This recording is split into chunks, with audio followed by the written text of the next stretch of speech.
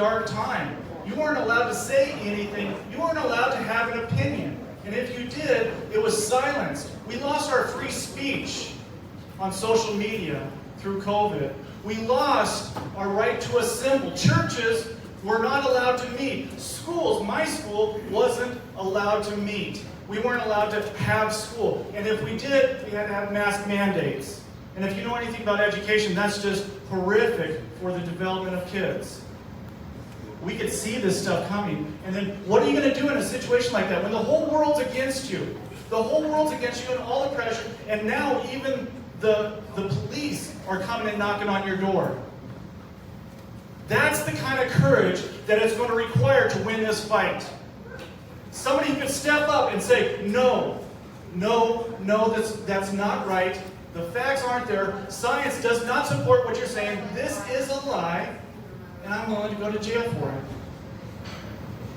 Pastor Tillis, myself, and a few others were willing to make that stand. Now, how do you reconcile that? It takes a while to reconcile this. Please understand that we've got to understand the Bible and what the Bible is telling us to do. The Bible tells us to obey our government. That's true. But then we also have an example of Paul that says, I'm going to appeal to a higher authority.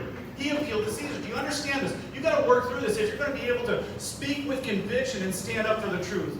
And so what Paul did is he appealed to a higher authority. We have a higher authority here in this nation. It's called the Constitution. Some laws are unlawful and need to be fought against. And you might risk going to jail to do so. I encourage you to have the courage to stand up for what is right at all times. Also, some other things that happened here that I want to share with you guys. At New College, I was a trustee there, and there's things that you guys need to be proud about, this Manatee County, this epicenter here. So this college was over 50% identified as LGBTQIA.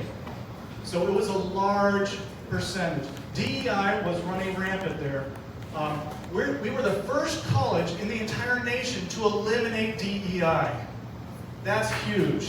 Here. And also, we were the first college to eliminate gender studies department. That's where all this comes from, this trans agenda. And I was proud to be a part of that, and I was proud to lead that, actually. Not the DEI, that was Chris Rufo, and I was his biggest cheerleader, but gender studies, that was me pushing that and making sure and that gets addressed. And what did it take? It took speaking the truth. Now, if I spoke the truth and says, this is where all the trans agenda is starting, it's in this department right here, everybody else had to weigh in on it. I didn't have the authority to do it, but I had the authority to speak the truth and put everybody else on notice so that they would be exposed for what they believe. And in the end, we got rid of gender studies. But that's what it takes. It takes people who are going to expose others and put the motion forward, who are going to speak on behalf of truth.